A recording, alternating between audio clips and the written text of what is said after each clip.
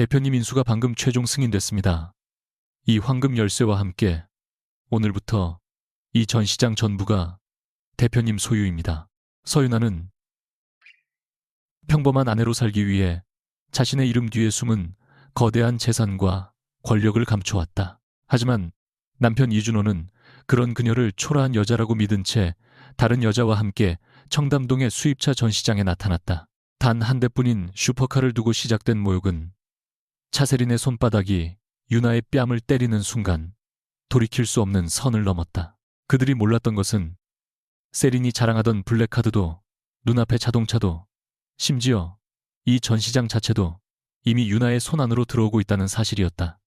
청담동 수입차 전시장의 중앙에는 국내에 단 한 대만 배정됐다는 은회색 슈퍼카가 회전 무대 위에 놓여 있었다. 차세린은 그 앞에서 선글라스를 머리 위로 밀어 올린 채 직원에게 손가락을 까딱였다. 저거 계약할게요. 지금 바로요. 직원이 난처한 표정으로 태블릿을 확인하며 고객님, 죄송하지만 이 차량은 기존 우선협의 고객이 있어서 확인이 필요합니다. 라고 말하자 세린의 입꼬리가 비틀렸다. 우선 협의 누가요? 저 여자. 그녀가 가리킨 곳에는 베이지색 셔츠와 검은 슬랙스 차림의 서윤아가 서 있었다. 명품 로고도 화려한 보석도 없었다. 준호는 유나를 본 순간 얼굴을 굳혔다. 네가 여긴 왜 왔어? 유나는 잠시 그를 바라보다 조용히 말했다. 그건 내가 묻고 싶은 말인데. 세린이 준호의 팔에 몸을 붙이며 웃었다. 오빠 아는 사람이야. 준호가 대답을 망설이자 유나가 대신 말했다. 아내예요. 아직 서류상으로는. 세린의 웃음이 잠깐 멈췄다가 더 짙어졌다. 아, 그 유명한 집에만 있다는 사모님. 생각보다 정말 검소하시네요. 준호가 낮은 목소리로 말했다. 유나야, 괜히 분위기 망치지 말고 가. 유나는 회전 무대 위에 차를 한번 본 뒤 그에게 시선을 돌렸다. 내가 먼저 와 있었어. 나갈 사람을 잘못 고른 것 같아. 전시장 공기가 순간 무거워졌다. 직원 2명이 서로 눈치를 주고받았고 멀찍이 있던 다른 고객들까지 자연스럽게 고개를 돌렸다. 세린은 그런 시선을 오히려 즐기는 듯했다. 그녀는 은회색 차의 보닛을 손끝으로 쓸며 말했다. 이 차, 오빠가 오늘 나한테 선물해 주기로 했거든요. 그러니까 괜히 사람 민망하게 만들지 말고 다른 차 알아보세요. 유나는 대답하지 않고 직원에게 물었다. 제가 지난주에 요청했던 차량 상태 확인은 끝났나요?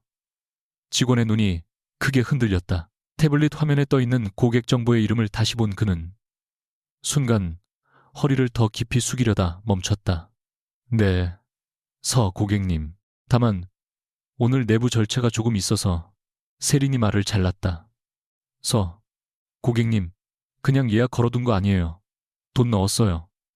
유나는 차분하게 대답했다. 아직 결제할 필요가 없었으니까요. 세린이 비웃었다. 그럼 끝났네.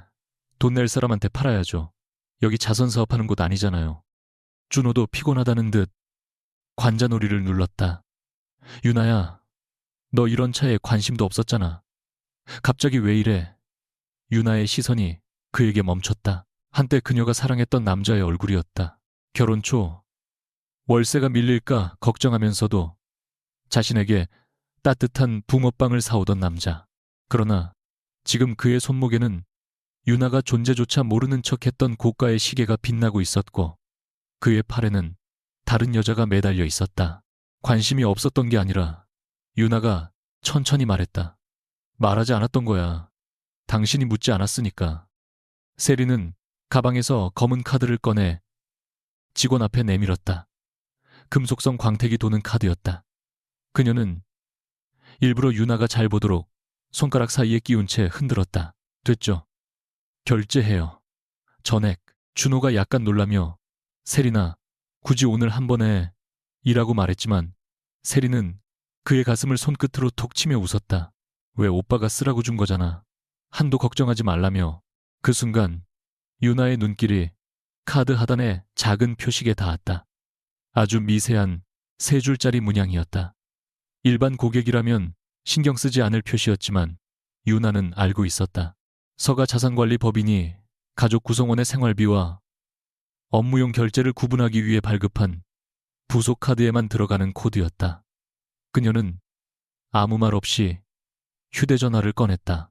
화면에는 오전부터 여러 차례 들어와 있던 메시지가 떠 있었다. 청담, 플래그십 포함, 수도권 11개 지점, 최종 인수 승인 대기. 그 아래 강태준의 메시지가 있었다.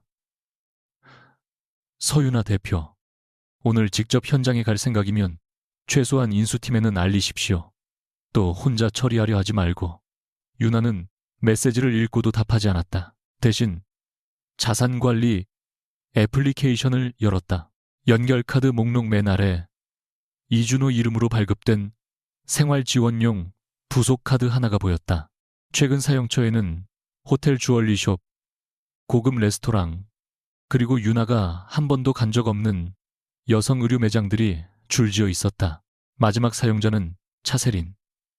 유나의 엄지손가락이 잠시 멈췄다. 그리고 사용 정지를 눌렀다. 결제 단말기에서 짧고 차가운 오리움이 났다. 직원이 당황해 다시 시도했지만 결과는 같았다. 고객님 죄송합니다. 카드 승인 거절로 뜹니다. 세린의 얼굴이 굳었다. 다시 해봐요. 2번 확인했습니다. 보들은 6g 모네, 두들은 그러불은. 말도 안 돼. 이 카드가 얼마짜리 카드인 줄 알아요. 준호가 카드를 받아들고 직원에게 내밀었다. 기기 문제 아닌가요? 지난주에도 정상적으로 썼습니다. 직원이 조심스럽게 말했다. 승인사에서 사용 정지로 응답하고 있습니다. 세린이 유나 쪽을 흘깃 보더니 코웃음을 쳤다. 설마 방금 뭘 한 건 아니죠? 유나가 휴대전화를 내려다본 채 대답했다. 했는데요. 준호의 표정이 굳었다. 뭘 했다는 거야? 유나는 마침내 그를 바라봤다. 내 계좌에 연결된 카드를 정지했어. 세린이 피식 웃다가 유나의 표정을 보고 입을 다물었다. 준호는 이해하지 못한 얼굴이었다. 내 계좌. 당신이 나한테 회사 운영비가 부족하다며 자산관리용 결제수단 하나만 열어달라고 했던 거 기억 안 나? 유나의 목소리는 놀라울 정도로 담담했다. 당신은 그걸 은행에서 받은 개인 블랙카드라고 생각했나 봐. 잠깐. 준호의 목소리가 낮아졌다. 그 카드가 왜 네 계좌에 연결돼 있는데? 유나는 쓴 웃음을 삼켰다. 바로 그 질문이 모든 것을 말해주고 있었다. 그는 도움을 받았으면서도 누가 도왔는지조차 알려하지 않았다. 마치 세상이 성공한 자신에게 당연히 호의를 베푸는 것처럼 살아왔다. 세린의 수치심은 곧 분노로 변했다. 주변 고객들이 웅성거리는 소리가 들리자 그녀는 얼굴을 붉히며 유나에게 다가왔다. 이 여자 진짜 웃기네. 남편 카드 몰래 막아서 사람 망신 주는 게 그렇게 좋아요. 유나가 짧게 대답했다. 몰래 막은 게 아니라 내 돈을 쓰지 못하게 한 거예요. 부부 사이에 내 돈이 어디 있어? 세린이 소리쳤다가 스스로 말이 이상하다는 걸 깨닫고 이를 악물었다. 유나는 그 모습을 보며 이상하게도 화보다 허탈함을 먼저 느꼈다. 남편과 불륜관계인 여자가 자신에게 부부 재산의 원칙을 훈계하고 있었다. 준호가 유나의 팔을 잡으려 했다. 그만해. 밖에서 얘기하자. 유나는 한 걸음 물러나 그의 손을 피했다. 왜 밖에서 해야 해? 여기까지 데려온 사람이 당신인데. 준호의 눈빛에 짜증이 번졌다. 내가 누구를 만나든 당신이 이렇게 공개적으로 망신 줄 권리는 없어. 그 말에 유나는 잠시 아무 말도 하지 못했다. 지난 세월 동안 그녀는 이 남자의 자존심을 지키기 위해 자신의 이름을 숨겼고 실패할 때마다 뒤에서 기회를 만들어 주었으며 그의 가족에게조차 자신의 배경을 말하지 않았다. 그런데 그는 지금 불륜을 들킨 자리에서도 자기 체면이 먼저였다. 세린이 그 침묵을 약함으로 착각했는지 한 발 앞으로 나섰다. 보니까 왜 오빠가 질렸는지 알겠네. 가진 것도 없으면서 사람 쳐내는 스타일이잖아. 유나가 차갑게 말했다. 손가락부터 치워요. 세린이 비웃었다. 못 치우겠다면 찰싹하는 소리가 넓은 전시장 천장까지 울렸다. 세린의 손바닥이 유나의 왼쪽 뺨을 정확히 때렸다. 직원 한 명이 숨을 삼켰고 누군가는 들고 있던 휴대전화를 황급히 내렸다. 유나의 얼굴이 옆으로 돌아갔다. 귀 안쪽이 순간 먹먹해졌다. 준호조차 예상하지 못했는지 차세린하고 낮게 외쳤지만 세린은 이미 흥분해 있었다. 다시는 오빠 앞에서 잘난 척하지 마요. 집에서 밥이나 해주던 사람이 갑자기 무슨 권리자인 척이야. 유나는 손으로 뺨을 감싸지 않았다. 고개를 천천히 바로 세웠다. 그 순간 이상하리만큼 많은 기억이 한꺼번에 떠올랐다. 결혼식 때 가족석을 비워두었던 일, 서가의 비서들이 보내준 꽃을 이름 없는 배달로 바꿔달라고 했던 일, 준호가 첫 투자 유치에 성공한 날, 자신에게 이제 내가 너 먹여 살릴 수 있다고 웃었던 얼굴. 그녀는 그때 그의 자존심을 지켜주고 싶었다. 그 말이 틀렸다는 사실을 굳이 알려줄 필요가 없다고 생각했다. 그러나 지금 깨달았다. 자신의 침묵은 사랑이 아니었다. 두 사람 사이에 거짓말이 자랄 수 있도록 계속 물을 준 것이었다. 유나가 낮고 또렷한 목소리로 말했다. 이준호, 결혼 후 처음으로 그녀가 그의 이름을 그렇게 불렀다. 준호의 눈썹이 움직였다. 오늘 이후로 내 명의로 연결된 카드 차량 법인 지원 전부 손대지 마. 준호가 어이없다는 듯 말했다. 지금 겨우 카드 하나 막았다고 협박하는 거야. 유나는 그를 바라보며 아주 작게 웃었다. 카드 하나라고 생각하는구나. 그때 전시장 안쪽에 닫혀있던 유리문이 열렸다. 오전 내내 출입이 제한되어 있던 2층에서 검은 정장을 입은 사람들이 빠른 걸음으로 내려왔다. 선두에는 수도권 전체 매장을 총괄하는 총괄 관리자 박정우가 있었다. 평소라면 VIP 고객조차 예약 없이는 얼굴 보기 어렵다는 사람이었다. 준호는 그를 알아보고 즉시 표정을 바꿨다. 몇 달 전 자신의 회사 제품을 전시장 네트워크에 공급하기 위해 2차례나 미팅 요청을 넣었지만 답조차 받지 못했던 인물이었다. 그는 반사적으로 한 걸음 다가가며 박 본부장님, 안녕하십니까? 이준호입니다. 예전에 제안서 보내드렸던 이라고 말했다. 그러나 박정우는 준호를 쳐다보지도 않았다. 세린 역시 상황을 제대로 이해하지 못한 채 옷매무새를 정리하며 웃었다. 본부장님, 마침 잘 오셨어요. 여기 직원 교육이 좀 필요한 것 같아요. 저희가 차량 결제를 하려는데 박정우의 얼굴은 창백할 정도로 굳어 있었다. 그의 시선은 오직 유나의 왼쪽 뺨에 남은 붉은 자국만 향했다. 뒤따르던 인수팀 직원 하나가 낮게 속삭였다. 대표님께서 다치신 겁니까? 준호의 얼굴에서 웃음이 사라졌다. 대표님 세린도 고개를 돌렸다. 박정우는 유나 앞까지 다가오더니 예상치 못한 행동을 했다. 그는 두 손으로 작은 검은 상자를 받쳐들고 무릎을 꿇었다. 전시장 안에서 숨소리조차 들리지 않았다. 박정우가 상자를 열자 안에는 실제 금으로 도금된 열쇠 하나가 놓여 있었다. 새 소유주에게 플래그십 지점의 관리권을 넘길 때 사용하는 상징적인 열쇠였다. 그는 고개를 깊이 숙였다. 서윤아 대표님 인수가 방금 최종 승인됐습니다. 이 황금 열쇠와 함께 오늘부터 이 전시장 전부가 대표님 소유입니다.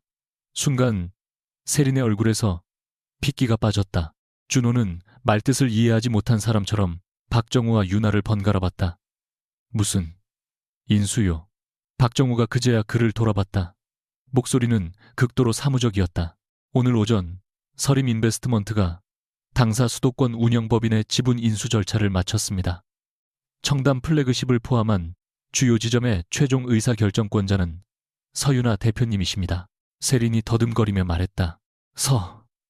서림 인베스트먼트. 그 서림이요. 누구나 경제 뉴스에서 한 번쯤 들어본 이름이었다. 드러나지 않게 금융, 유통, 호텔, 모빌리티 분야의 지분을 가지고 있는 오래된 자산가 집안의 투자회사. 세린은 믿을 수 없다는 듯 유나의 셔츠와 신발을 다시 훑어봤다. 그 순간에도 유나는 여전히 화려한 보석 하나 없었다. 그런데 조금 전까지 그녀가 무시했던 그 소박함이 이제는 전혀 다른 의미로 보였다. 돈이 없어서 명품을 걸치지 않은 것이 아니라 무엇을 입어도 자신의 위치가 달라지지 않는 사람이었다. 준호가 가까스로 입을 열었다. 유나야, 이게 어떻게 된 거야? 네가 서림이랑 무슨 관계야? 유나는 황금 열쇠를 바로 받지 않았다. 대신 박정우에게 먼저 물었다. 오늘 인수 일정, 원래 오후 4시 최종 공지 아니었나요? 맞습니다. 다만 이사회 승인 절차가 예상보다 빨리 끝났습니다. 그럼 직원들에게는 예정대로 공지하세요. 괜히 오늘 일 때문에 일정 바꾸지 말고요. 박정우가 고개를 숙였다. 유나는 이어 전 시장 직원들을 돌아봤다. 여기 근무하신 분들에게 책임 묻지 마세요. 직원들은 규정대로 했습니다.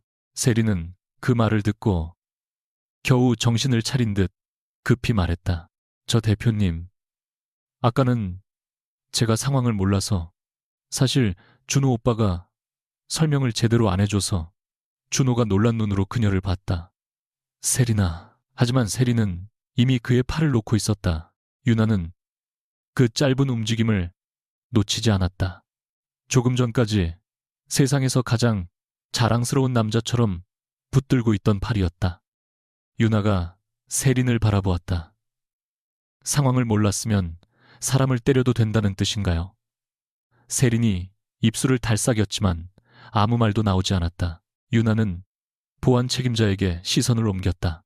두 분 다 오늘은 나가달라고 해주세요. 폭행과 영업방해 관련 기록은 보존하고 필요한 절차만 밟으세요. 과하게 대응하지 말고. 목소리는 차분했다. 그녀는 세린을 때리지도 모욕하지도 않았다. 그래서 오히려 세린의 얼굴은 더 참담해졌다. 준호는 보안 직원이 다가오자 처음으로 다급하게 유나의 이름을 불렀다. 서윤아, 잠깐만. 유나가 멈췄다. 우리 부부잖아. 적어도 나한테는 설명해야 하는 거 아니야. 유나는 천천히 돌아섰다. 그의 표정에는 분노와 혼란, 그리고 아주 희미한 공포가 섞여 있었다. 그녀가 숨겨온 진실을 알고 싶어서가 아니었다. 자신이 지금까지 믿어온 세계가 무너질까 두려운 얼굴이었다. 유나는 문득 그 사실이 슬펐다. 설명. 그녀가 조용히 되물었다. 당신은 내가 누구인지 한 번도 궁금해한 적 없었어, 준호 씨. 내가 어떤 일을 했는지, 어디서 돈이 생겼는지, 왜 당신 회사가 어려울 때마다 이상하게 숨통이 트였는지. 당신은 그냥 세상이 당신 능력을 인정해서 모든 문이 열린다고 믿었잖아. 준호의 입술이 굳었다. 그게 무슨 뜻이야? 유나는 몇 초 동안 대답하지 않았다. 아직 모든 것을 이 자리에서 말할 생각은 없었다. 그 역시 자신이 무엇 위에 서 있었는지 직접 확인해야 했다. 그때 유나의 휴대전화가 다시 울렸다. 강태준이었다. 그녀가 전화를 받자 낮고 차분한 남자의 목소리가 들려왔다. 인수 완료됐습니다. 그리고 서윤아 대표. 잠시 침묵 후 그가 말했다. 이번에도 이준호 씨 뒤처리까지 해줄 생각이라면 나는 반대입니다. 유나의 눈빛이 흔들렸다. 준호는 바로 앞에서 그 이름을 들었다. 강태준. 유나는 그를 보지 않은 채 대답했다. 그리고 처음으로 단호하게 덧붙였다. 자기가 가진 게 진짜 자기 것인지 이제는 직접 확인하게 둘 거야. 유나는 통화를 끊고 박정우가 들고 있던 황금 열쇠를 받아들었다. 차갑고 묵직한 금속의 감촉이 손바닥을 눌렀다. 몇 년 동안 그녀는 왕관을 벗으면 평범하게 사랑받을 수 있다고 믿었다.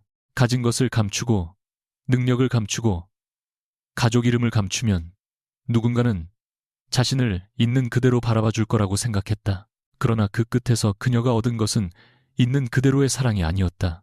자신이 만들어낸 가짜 모습만 사랑한다고 착각했던 남자였다. 유나는 회전 무대 위에 은회색 슈퍼카를 바라봤다. 오늘 그녀가 이곳에 온 이유는 차를 사기 위해서조차 아니었다. 오래전 아버지가 어머니에게 선물하려다 끝내 전달하지 못했던 차량의 복원 모델을 직접 확인하고 인수 후 전시 보존 여부를 결정하려던 것뿐이었다. 그런데 그 한 대를 차지하려던 세린의 욕심이 유나가 몇 년 동안 감춰온 균열을 한꺼번에 드러내버렸다. 전시장 밖으로 끌려나가기 직전 준호가 다시 소리쳤다. 유나야, 네가 대체 나한테 뭘 숨긴 거야? 유나는 돌아보지 않았다. 대신 손 안에 황금 열쇠를 천천히 쥐었다.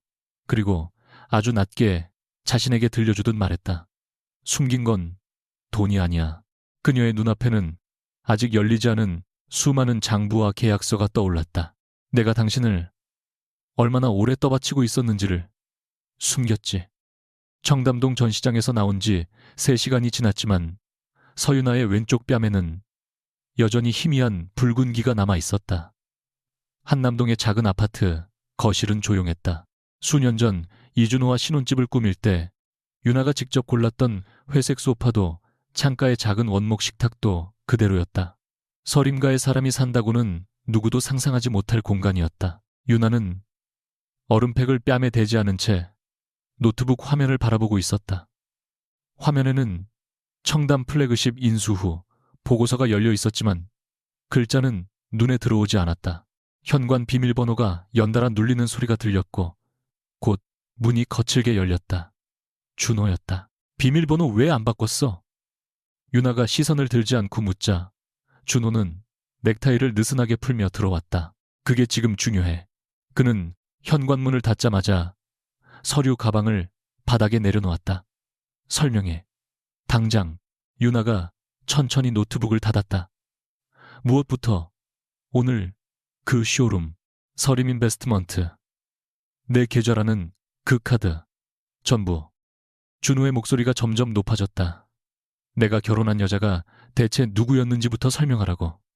유나는 한동안 그 얼굴을 바라보았다. 그리고 기이하게도 웃음이 나오려 했다. 몇 년 동안 그녀는 그가 언젠가 자신의 진짜 모습을 알고 실망할까 두려워했다. 그런데 이제 진실을 마주한 그의 첫 감정은 배신감이었다. 당신이 알고 싶어 한 적 있었어. 그녀가 물었다. 준호가 눈살을 찌푸렸다. 또 말 돌리지 마. 돌리는 게 아니야. 내가 어떤 집에서 자랐는지, 부모님이 정확히 무슨 일을 했는지, 결혼 전에 어떤 회사에서 일했는지 당신은 제대로 물어본 적 없어. 내가 그냥 평범한 사람이라고 생각하는 게 편했으니까. 준호는 잠시 말문이 막혔지만 곧 분노를 되찾았다. 그럼 그게 내 잘못이야.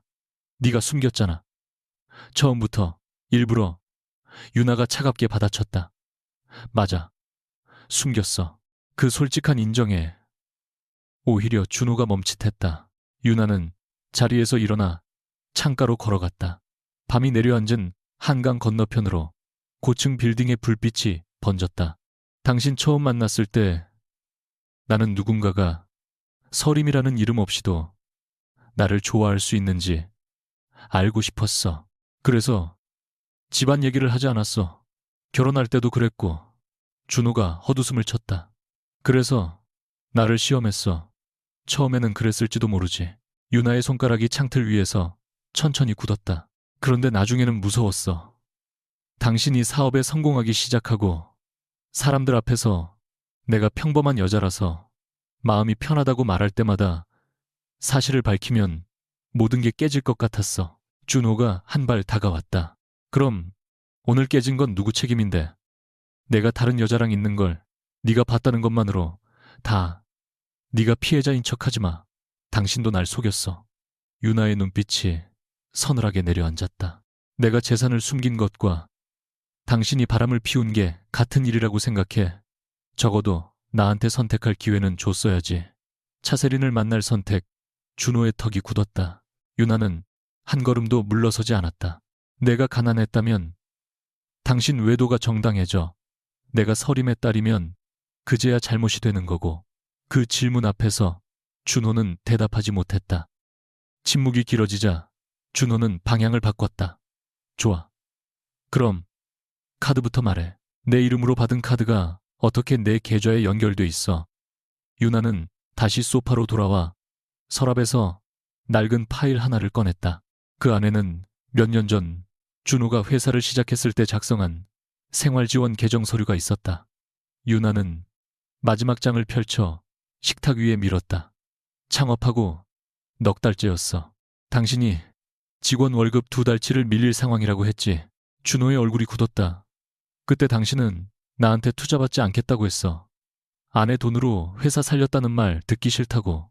그래서 투자 대신 생활비 계정을 만들었어. 당신 개인 지출이 회사 운영비를 잡아먹지 않게 유나가 서류의 한 부분을 가리켰다. 당신이 서명했어.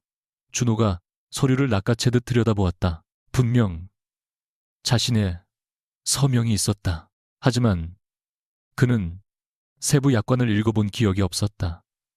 당시 그는 돈이 필요했고 유나가 소개해준 자산관리 담당자가 복잡한 절차를 대신 처리해준다는 말에 사인했을 뿐이었다. 준호가 이를 악물었다. 난 이게 내 개인 계정인지 몰랐어. 유나의 목소리가 낮아졌다. 그러니까 내가 더 잘못했지. 준호가 예상하지 못한 말에 고개를 들었다. 당신이 모르는 걸 알면서도 그냥 뒀으니까. 당신 자존심 상할까봐. 그녀는 잠시 숨을 고른 뒤 덧붙였다. 그때부터 내가 선을 잘못 넘기 시작했어. 준호의 눈빛이 미세하게 흔들렸다.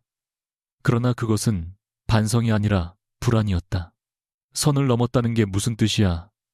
유나는 바로 답하지 않았다. 그녀의 머릿속에는 몇 년 전 어느 겨울밤이 떠올랐다. 준호의 회사가 첫 대형 납품 계약을 하루 앞두고 자금 부족으로 생산을 멈출 위기에 놓였던 날이었다. 준호는 집에 돌아와 술도 마시지 않은 채 식탁에 엎드려 있었다. 그는 처음으로 유나 앞에서 울었다. 딱 한 번만 기회가 더 있으면 되는데. 그날 밤 유나는 서림 인베스트먼트의 초기 기업 운용팀장에게 전화를 걸었다. 준호의 회사 이름은 말했지만 자신의 남편이라는 사실은 끝까지 밝히지 않았다. 사업성이 있으면 검토해달라고 했고 심사 결과 회사는 조건부 브리지 투자를 받았다. 유나는 그것이 공정했다고 스스로 믿었다. 회사가 기준을 통과했으니까. 하지만 자신의 전화가 없었다면 심사 테이블에 올라갈 기회조차 없었다는 사실도 알고 있었다. 그녀가 조용히 말했다. 첫 투자 유치 기억해. 준호가 눈을 가늘게 떴다. 새로운 파트너스. 왜 유나가 그를 바라봤다. 내가 연결했어. 준호의 얼굴이 멈췄다. 거짓말하지 마. 당신 회사라는 건 말하지 않았어. 사업계획서, 검토만 부탁했어.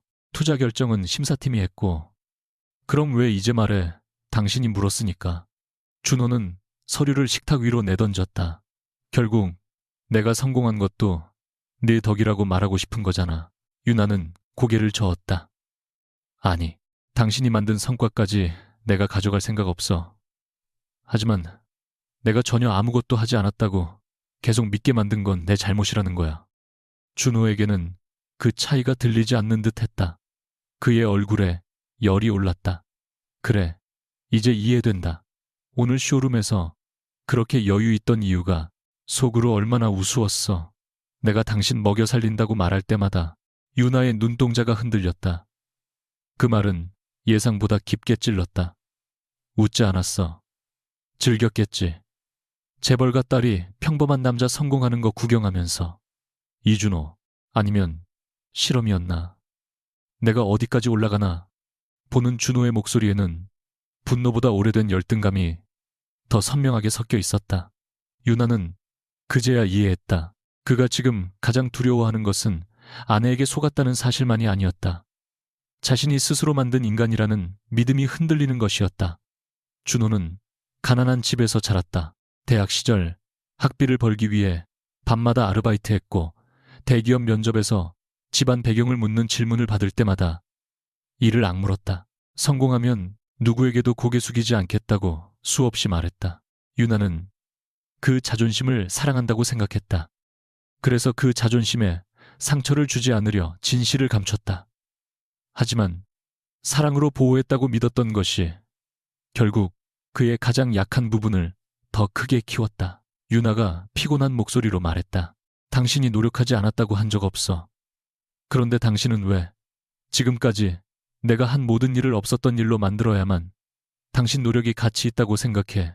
준호의 입술이 굳었다. 난 누구 도움도 필요 없었어. 그 말부터가 거짓말이야.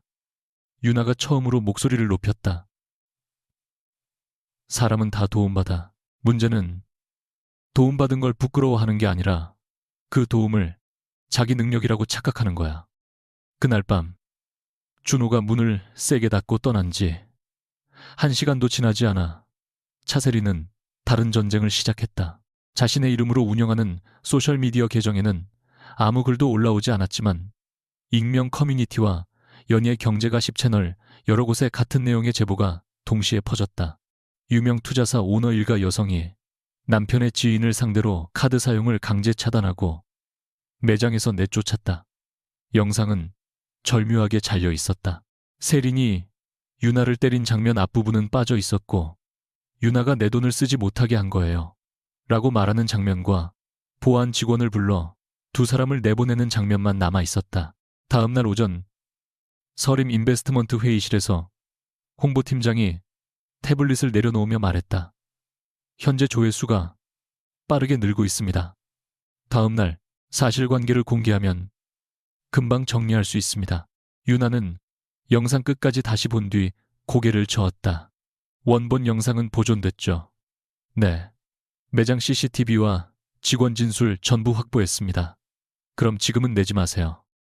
홍보팀장이 당황했다. 대표님, 가만히 있으면 프레임이 굳을 수 있습니다. 차세린 씨가 원하는 게 바로 즉각 반응일 거예요. 유나가 차분히 말했다. 우리가 재벌가 이름으로 사람 하나 눌러버리는 그림을 만들고 싶은 거죠. 회의실 끝에 앉아있던 강태준이 서류에서 눈을 들었다. 짙은 회색 정장 차림의 그는 표정 하나 바꾸지 않고 말했다. 그 판단에는 동의합니다. 다만 한 가지 조건이 있습니다. 유나가 그를 바라봤다. 뭔데요? 이준호 씨 회사까지 또 보호하지 마십시오. 회의가 끝난 뒤 유나는 태준을 빈 회의실로 불러 세웠다. 유리벽 너머로 여의도의 빌딩들이 내려다 보였다. 아까 그 말 무슨 뜻이에요? 그녀가 묻자 태준은 파일 하나를 테이블 위에 놓았다. 말 그대로입니다. 준호 회사와 지금 온라인 이슈는 별개예요. 당신한테는 늘 별개였죠. 태준의 대답은 지나치게 차분했다. 유나의 눈썹이 올라갔다. 설명해요. 그는 파일을 펼쳤다. 첫 장에는 이준호의 회사 진성 모빌리티의 최근 자금 현황이 정리돼 있었다. 지난 4년간 3번의 유동성 위기가 있었습니다. 첫 번째는 새로운 파트너스 투자, 두 번째는 협력은행 한도 연장, 세 번째는 작년 핵심 납품처 계약 유지. 유나의 얼굴이 천천히 굳었다. 태준은 그녀의 반응을 놓치지 않았다. 세 건 모두 직접 또는 간접적으로 서림과 연결돼 있습니다. 전부 정상 심사였어요. 알고 있습니다. 그러면 문제 없잖아요. 태준은 잠시 그녀를 바라보다 낮게 말했다. 심사 결과가 정상이라는 것과 그 회사가 심사받을 기회를 얻은 이유가 정상이라는 건 다른 문제입니다. 유나의 목소리에 날이 섰다. 내가 부당하게 투자하라고 압박했다는 거예요.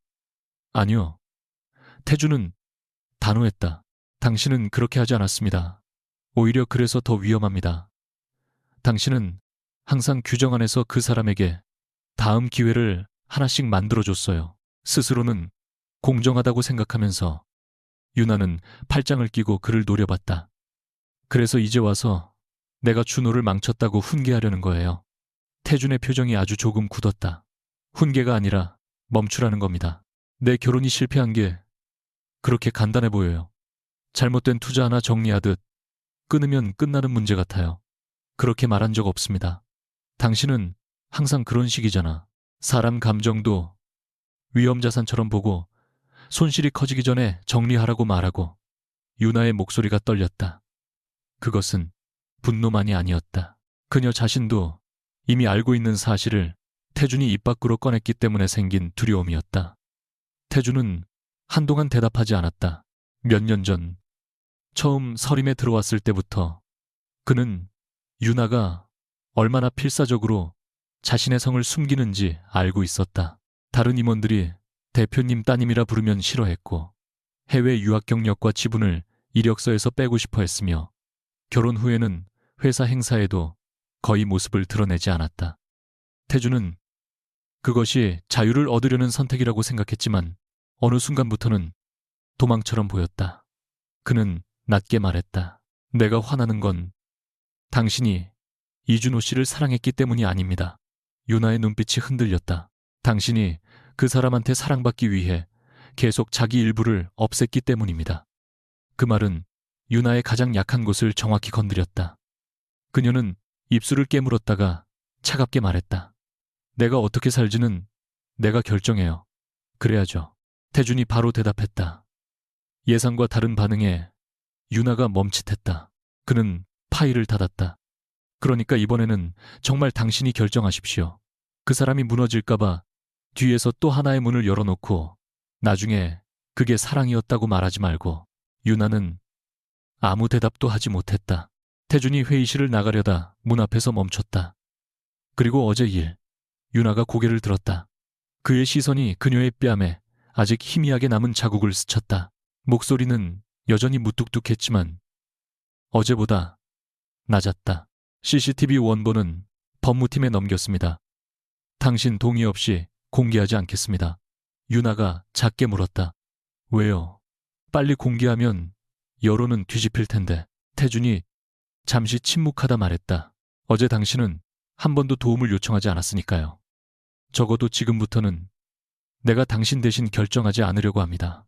그가 문을 닫고 나간 뒤 유나는 한동안 자리에 서 있었다. 조금 전까지 그의 말에 화가 났는데 마지막 한마디가 이상하게 오래 남았다.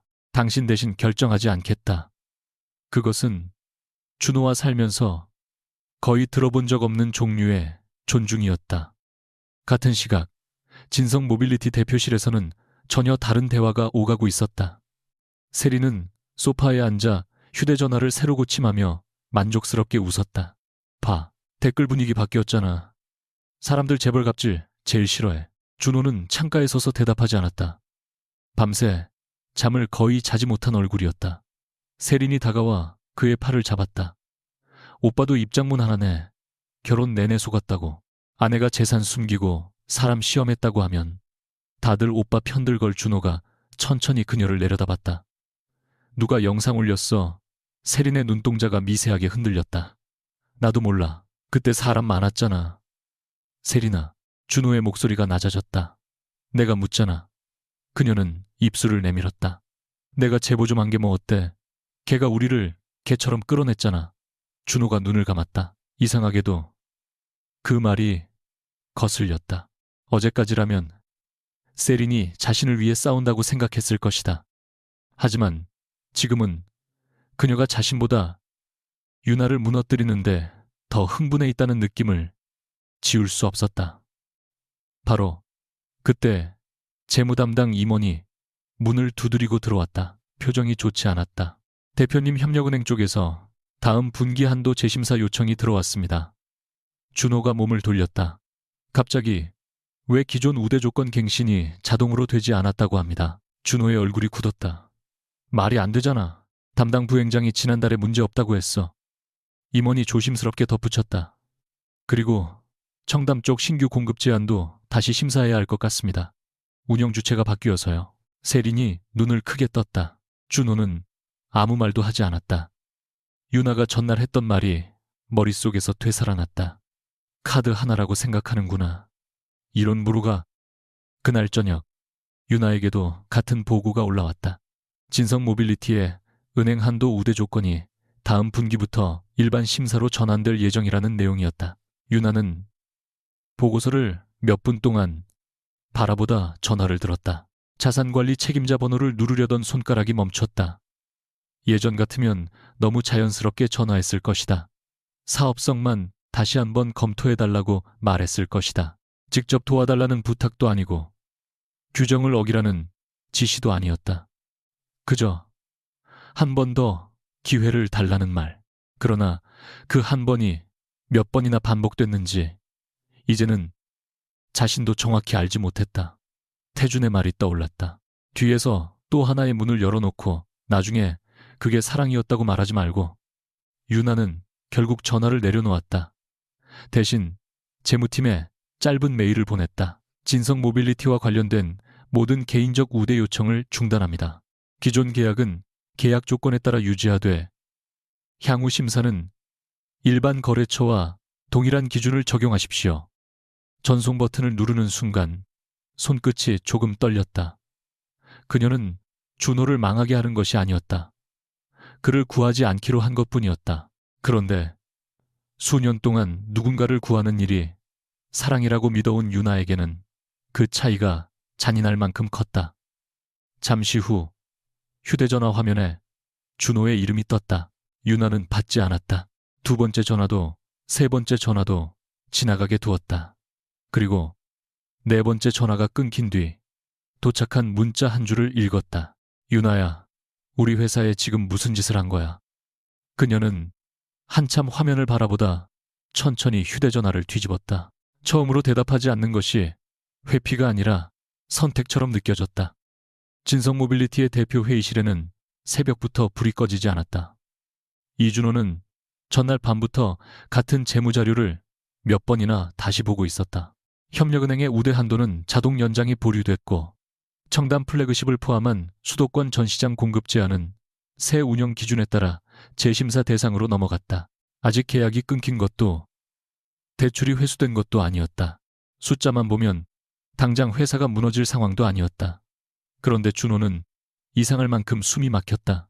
그동안 너무 당연했던 문들이 하나씩 닫히고 있다는 감각 때문이었다. 재무이사가 조심스럽게 입을 열었다. 대표님, 신규 공급권은 가격 경쟁력만 확보하면 승산 있습니다. 다만 지금 제시하려는 단가는 원가율이 너무 높습니다. 준호가 자료를 덮었다. 무조건 따내. 현재 금융 조건이면 손실 가능성이 큽니다. 수도권 11개 전시장에 들어가면 다음 계약으로 메울 수 있어. 재무이사가 잠시 망설이다 말했다. 그 전제가 기존 우대금리가 유지된다는 조건이었습니다. 준호의 얼굴이 굳었다. 은행은 다시 협상하면 돼. 그 순간 소파에 앉아있던 차세린이 끼어들었다. 맞아. 부로 오빠가 지금 여기서 물러나면 유나가 이긴 것처럼 보이잖아. 오빠 회사가 진짜 실력으로 큰 거라는 걸 보여줘야지. 그녀는 마치 이 계약이 회사의 생존보다 자존심의 문제라는 듯 말했다. 준호는 잠시 세린을 바라보다 다시 재무이사에게 고개를 돌렸다. 가격 8%더 내려. 오늘 안으로 최종 제안서 보내. 재무이사의 표정이 어두워졌다. 하지만 그는 더 말하지 않았다. 그렇게 준호는 가장 위험한 순간에 가장 감정적인 결정을 내렸다. 서림인베스트먼트에서는 같은 제안서를 전혀 다른 시선으로 보고 있었다. 강태준은 회의실 스크린에 진성 모빌리티의 원가 구조와 현금 흐름을 띄워놓고 손가락으로 한 줄을 짚었다. 이 단가라면 정상적인 금융 비용을 적용했을 때 두 분기 안에 현금 흐름이 마이너스로 돌아섭니다. 유나는 팔짱을 낀 채 화면을 바라봤다. 수주를 위해 일부러 손실 감수하는 경우도 있어요. 전략적 손실과 감정적인 덤핑은 다릅니다. 태주는 차갑게 말했다. 이 회사는 지금 자기 체력을 증명하려는 게 아니라 누군가에게 보여주려고 뛰고 있습니다. 유나는 그 누군가가 자신이라는 걸 알고 있었다. 회의실에 있던 인수팀 임원이 조심스럽게 물었다. 그럼 제안 자체를 탈락시킬까요? 유나가 바로 고개를 저었다. 아니요. 다른 업체랑 똑같이 평가하세요. 태준이 그녀를 바라봤다. 가격만 보면 가장 매력적입니다. 그러니까 더 자세히 봐야죠. 싸다는 이유로 받아놓고 납품 중간에 회사가 흔들리면 현장 직원과 고객이 피해봐요. 그녀는 자료를 넘겼다. 생산 유지 능력, 금융비용 변화, 공급망 리스크까지 포함해서 다시 보세요. 그것은 준호를 살려주는 결정도 떨어뜨리는 결정도 아니었다. 처음으로 유나는 그 회사를 남편의 회사가 아니라 하나의 거래처로 바라보려 애썼다. 하지만 스크린 한쪽에 떠있는 진성 모빌리티 로고를 볼 때마다 가슴 어딘가가 조여왔다. 저 로고를 준호가 새벽 3시까지 직접 만들던 날을 그녀는 기억하고 있었다. 그는 그때 정말 열심히 살았다. 문제는 열심히 산 사람이 언제부터 자신이 혼자 모든 것을 만들었다고 믿기 시작했느냐는 것이었다. 회의가 끝난 뒤 유나는 태준이 남겨둔 추가 자료를 혼자 읽었다. 진성 모빌리티의 지난 4년 금융 조건이 정리된 문서였다. 첫 해 평균보다 낮은 금리 두 번째 해, 원래 만기보다 긴 상환유예 세 번째 해, 핵심 납품처 계약 직전, 갑작스럽게 높아진 신용한도, 각각 따로 보면 이상하지 않았다. 준호의 회사는 실제로 성장했고 매출도 늘었으니 금융기관이 조건을 좋게 해줄 이유는 충분했다. 그러나 서류를 한꺼번에 놓고 보면 묘한 공통점이 있었다. 주요 의사결정 직전마다 서림의 자산관리 법인이나 관계사가 사업성 검토 의견을 전달하고 있었다. 유나는 기억나는 것도 있었고 기억나지 않는 것도 있었다. 몇 년 동안 너무 자연스럽게 해온 일이었기 때문이다. 어느 날은 은행 임원에게 좋은 회사 같으니 한 번만 더 검토해 주세요 라고 부탁했고, 어느 날은 납품처 대표에게 품질은 괜찮다고 들었어요 라고 한마디 했다. 직접 돈을 꽂아 넣거나 계약을 강요한 적은 없었다. 그래서 그녀는 늘 선을 넘지 않았다고 생각했다. 그러나 기회라는 것도 자산이었다. 그리고 자신은 준호에게 남들보다 훨씬 많은 기회를 조용히 건네왔다. 유나는 서류 한 장을 넘기다 멈췄다. 파일 하단의 관리 코드가 눈에 들어왔다. SRFM 17. 전날 자신의 휴대전화 자산관리 애플리케이션에 표시됐던 코드와 동일했다. 그 순간 유나는 처음으로 자신이 생각했던 것보다 훨씬 넓은 범위에서 준호의 삶에 관여했을지도 모른다는 불안감을 느꼈다. 반면 세리는 숫자보다 여론을 보고 있었다. 그녀는 작은 홍보대 행사 대표와 카페에서 마주 앉아 휴대전화 화면을 넘겼다. 재벌가 갑질 프레임 아직 살아있죠. 상대가 애매하게 웃었다. 이처럼 듣기 초반 반응은 좋았는데 원본 CCTV가 있다는 얘기가 돌고 있습니다. 폭행 장면 공개되면 역풍셉니다. 세리는 손톱으로 컵 가장자리를 두드렸다. 그럼 공개되기 전에 먼저 밀어야죠. 부부 사이 경제통제카드 정지 직원 동원해서 내쫓기. 그런 쪽으로 차세린 씨가 직접 나서는 건 위험합니다. 내가 왜 직접 나서요? 익명 제보로 하면 되잖아. 대행사 대표는 한참 그녀를 보다가 낮게 물었다. 이렇게까지 할 이유가 있어요. 세린의 입꼬리가 굳었다. 질문은 단순했지만 그녀의 가장 깊은 곳을 건드렸다. 어린 시절 세린의 집에는 한때 외제차 2대가 있었다. 아버지가 운영하던 사업이 망한 뒤 그 차들이 견인돼 나가던 날, 이웃들이 창문 너머로 구경하던 모습을 그녀는 아직도 기억했다. 어머니는 몇 년 동안 같은 패딩을 입었고 학교 친구들은 세린에게 이전에 들고 다니던 명품 가방이 가짜였냐며 비웃었다. 그때 그녀는 결심했다. 다시는 남에게 내려다 보이는 쪽에 서지 않겠다고. 준호는 그녀에게 사랑이기도 했지만 그보다 먼저 안전이었다. 좋은 차, 호텔 카드 사람들이 굽히는 태도. 그런데 유나가 나타난 순간 그 안전이 한꺼번에 가짜처럼 느껴졌다. 세리는 이를 악물었다. 그 여자가 나보다 위에 있다는 걸 인정하기 싫어서요. 그거면 충분해요. 며칠 뒤 진성 모빌리티의 공급 제안 최종 프레젠테이션이 열렸다. 원래라면 실무진만 참석할 자리였지만 준호가 직접 오겠다고 했다.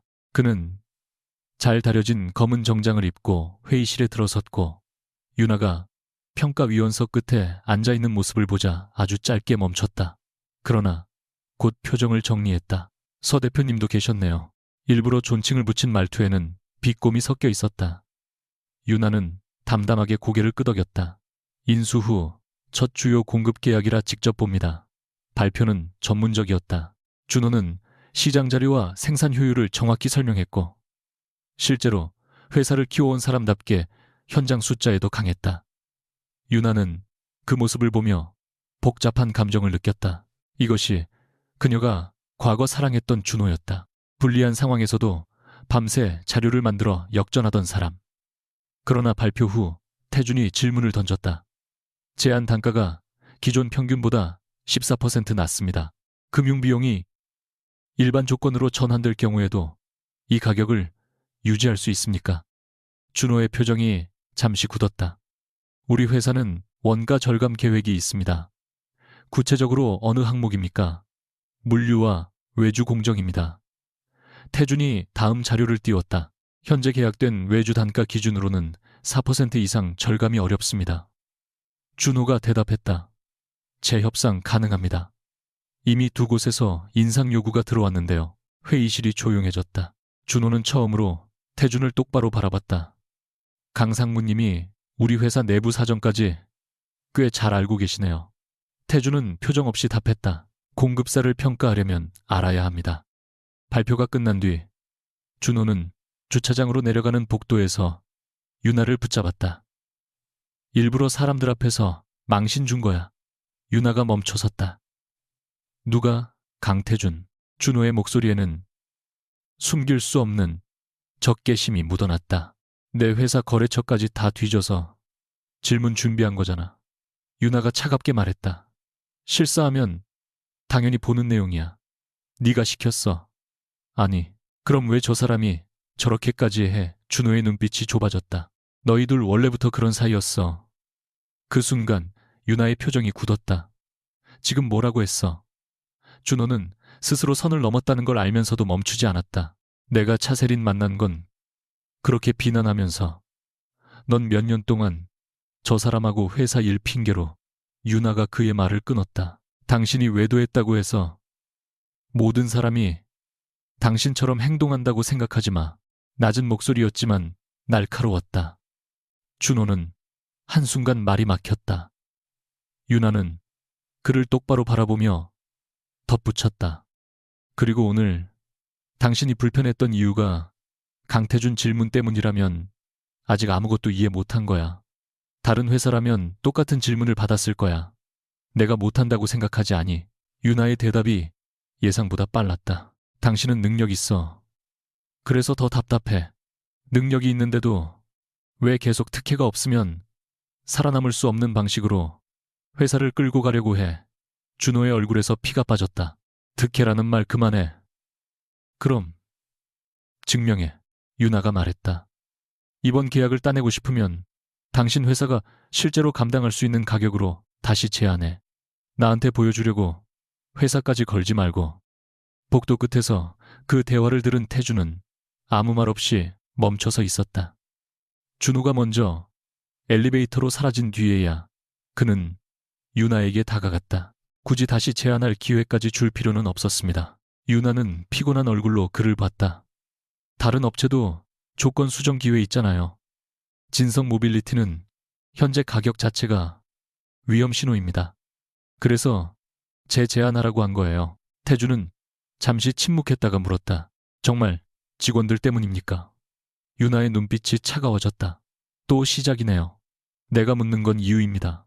그 회사 직원이 100명이 넘어요. 준호 하나 미워한다고 그 사람들 생계까지 같이 흔들 수 없어요. 그건 맞습니다. 태준이 고개를 끄덕였다.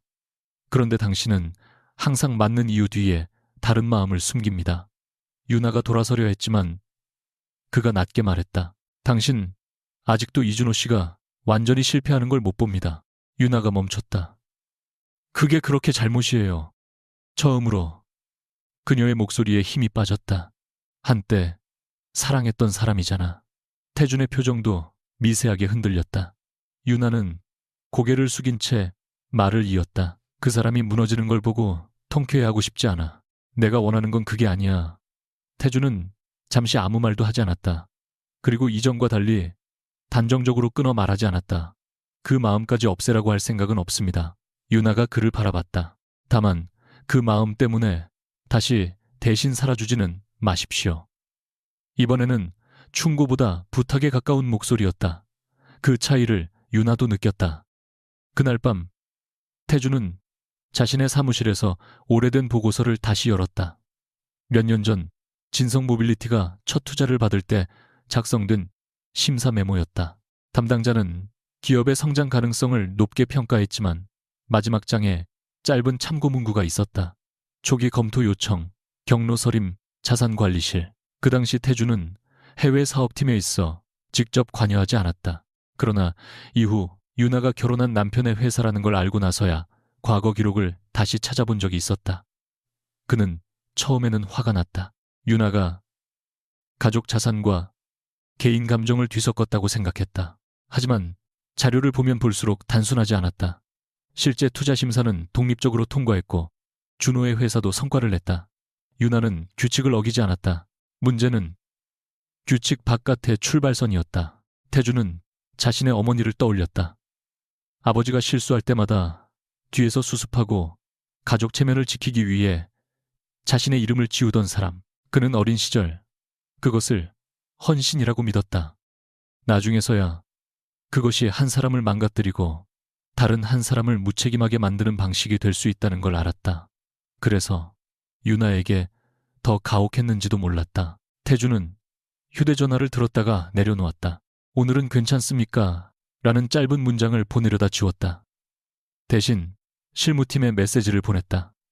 진성 모빌리티 평가는 대표 개인 관계와 분리, 직원 고용 안정성 포함해 거래 지속 가능성만 검토할 것.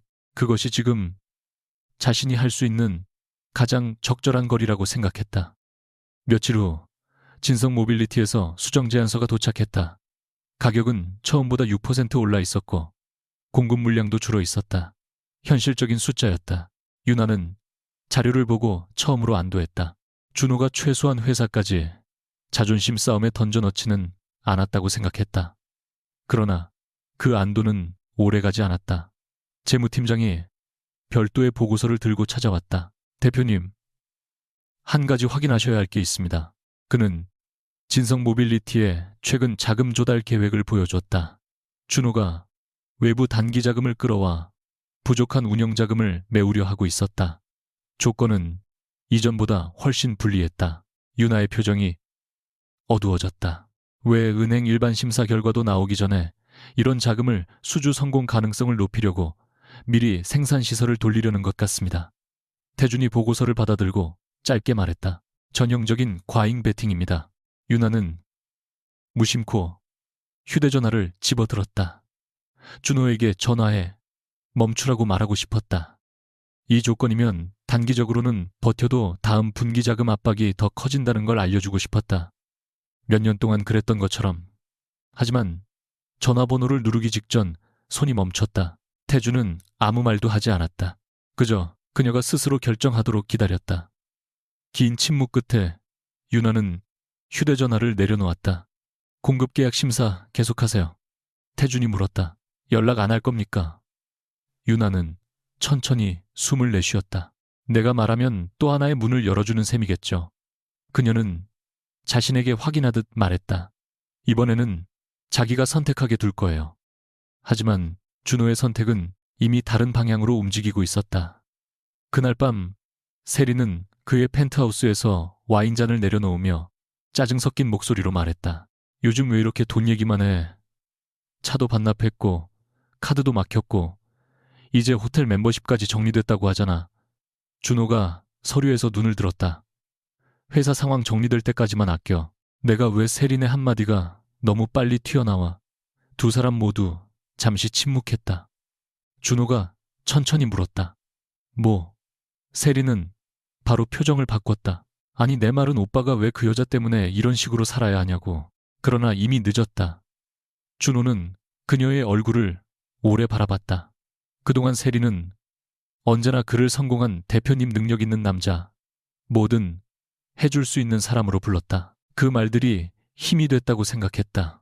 그런데 지금 처음으로 의문이 들었다. 그녀가 자신을 사랑한 것인지, 자신이 제공하던 세계를 사랑한 것인지. 세린도 준호의 시선을 읽은 듯 불쾌하게 말했다. 왜 그렇게 봐? 준호가 대답하지 않는 순간 휴대전화가 울렸다. 은행 담당 임원이었다. 통화를 받은 그의 표정이 서서히 굳어졌다. 네. 일반 조건 적용이요. 세린이 불안한 얼굴로 그를 바라봤다. 아니, 전에는 그런 얘기 없었지 않습니까? 잠시 뒤 전화가 끊겼다. 준호는 휴대전화를 내려놓지 못한 채 서 있었다. 우대금리는 종료됐고 신용한도는 다음 분기부터 새로운 기준으로 조정될 예정이었다. 무엇 하나 불법도 보복도 아니었다. 단지 예전처럼 특별하지 않을 뿐이었다. 같은 시각 유나의 책상 위에는 진성 모빌리티의 과거 금융 지원 전체 흐름을 정리한 최종 분석표가 도착했다. 그녀는 첫 장을 넘기다가 그대로 손을 멈췄다. 새로운 파트너스 협력은행, 대형 납품사, 물류 계열사, 서로 다른 회사처럼 보였던 지원 경로의 끝에 같은 자산관리 코드를 가진 기관들이 연결돼 있었다. SR, FM, 17, 그리고 가장 아래에는 책임 계정 소유자가 적혀 있었다. CO윤, H Family Asset Management. 유나의 심장이 한 박자 늦게 뛰었다. 자신이 직접 부탁한 기억이 없는 거래까지 있었다. 결혼 당시 그녀가 자산관리실에 남긴 포괄 지침 때문이었다. 배우자의 사업이 건전한 범위 안에서 위기에 처할 경우 가족 신분 노출 없이 검토 지원. 당시 유나는 그 문구를 안전망 정도로 생각했다. 사랑하는 사람이 넘어질 때 최소한 바닥에 머리를 부딪히지 않게 하는 장치. 하지만 그 안전망은 몇 년 동안 조용히 계속 작동하고 있었다. 유나는 의자에 기대며 눈을 감았다. 그녀가 알고 있던 것보다 훨씬 오래, 훨씬 깊게 준호는 자신의 세계 안에 있었다. 그리고 정작 준호는 그 사실을 전혀 몰랐다. 태준이 맞은편에서 보고서를 바라보다 낮게 말했다. 이제 아시겠습니까? 유나가 눈을 떴다. 뭘요? 이준호 씨가 왜 자기가 한 번도 운이 나빴던 적이 없다고 믿게 됐는지 유나는 대답하지 못했다. 그 순간 그녀는 처음으로 두려워졌다. 진실이 공개되면 무너지는 것은 준호의 자존심만이 아닐지도 몰랐다. 자신이 사랑이라고 믿었던 방식 역시 함께 무너져야 했다. 서유나가 진성 모빌리티의 과거 지원 내역을 전부 확인한 것은 새벽 1시가 넘어서였다. 회의실에는 그녀와 강태준 두 사람만 남아 있었다. 테이블 위에는 서로 다른 은행과 투자사 납품업체 이름이 적힌 자료들이 펼쳐져 있었지만 선을 따라가면 결국 같은 곳으로 모였다. 서림과 자산관리실. 결혼 직후 유나가 남겨둔 단 하나의 포괄 지침이 수년 동안 자동적으로 작동하고 있었다. 배우자의 사업이 건전한 범위에서 유동성 위기를 겪을 경우 신분 노출 없이 검토를 지원할 것. 그녀는 그 문장을 쓰던 날을 선명하게 기억했다. 준호가 처음으로 사업자 등록증을 들고 집에 돌아와 어린아이처럼 웃었던 밤이었다. 유나는 그 사람이 실패하지 않게 해주고 싶었다. 돈을 직접 건네면 자존심이 상할까봐 뒤에서 안전망 하나만 만들어 놓겠다고 생각했다. 그러나 안전망은 한 번이 아니었다. 첫 투자 기회, 은행의 추가 심사, 납품사의 계약 연장, 물류사의 결제 유예. 유나가 직접 기억하는 부탁도 있었고 자산관리팀이 그녀의 기존 지침을 근거로 독립적으로 검토한 건도 있었다. 태준이 마지막 장을 덮으며 말했다. 불법은 없습니다. 조건도 모두 심사 기준 안에 있었습니다. 유나가 씁쓸하게 웃었다. 그래서 더 끔찍하네요. 왜요? 내가 규칙을 어긴 적이 없으니까 계속 괜찮다고 생각했어요. 그런데 규칙을 지키면서도 한 사람 인생에 이렇게 깊이 들어갈 수 있었네요. 태준은 대답하지 않았다. 유나는 한참 자료를 바라보다 결제창을 열었다. 그리고 새 지침을 입력했다. 진성 모빌리티 관련 모든 개인 연계 우대와 비공개 검토 요청을 종료한다. 기존 계약은 유지하되 이후 모든 조건은 일반 거래 기준에 따른다. 그녀의 손가락이 전송 버튼 위에서 잠깐 떨렸다. 이번에는 태준도 아무 말도 하지 않았다. 유나는 결국 버튼을 눌렀다. 몇 년 동안 자신이 잡고 있던 손을 처음 놓는 순간이었다. 사흘 뒤 이준호는 은행 본점의 조용한 상담실에 앉아 있었다. 처음에는 화가 났다. 자신의 회사가 서유나와 결별하는 순간 갑자기 금융 조건이 바뀌었다는 사실이 너무 노골적인 보복처럼 느껴졌다. 그는 담당 임원에게 서류를 밀어붙이며 말했다. 아무리 봐도 이상하지 않습니까? 지난달까지 우대 연장에 문제 없다고 했습니다. 임원은 난처한 얼굴로 자료를 확인했다. 대표님, 기존 조건은 특정 자산관리 계정에 보증성 지원 의견이 포함된 구조였습니다. 그 연결이 종료되면서 일반 심사로 돌아온 겁니다. 준호의 눈빛이 굳었다. 보증성 지원이요. 직접 지급 보증은 아닙니다. 신용평가 보완과 거래 안정성에 대한 자산관리 기관의 의견이 있었습니다. 어느 기관입니까? 임원은 잠시 망설였다. 서림자산관리입니다. 더롱 준호의 얼굴에서 핏기가 사라졌다. 언제부터요? 초기 한도 설정 때부터 기록이 있습니다. 그는 믿지 못하겠다는 듯 웃었다. 몇 년 전부터. 임원이 고개를 끄덕였다. 준호는 그 순간 과거의 장면들이 한꺼번에 떠올랐다.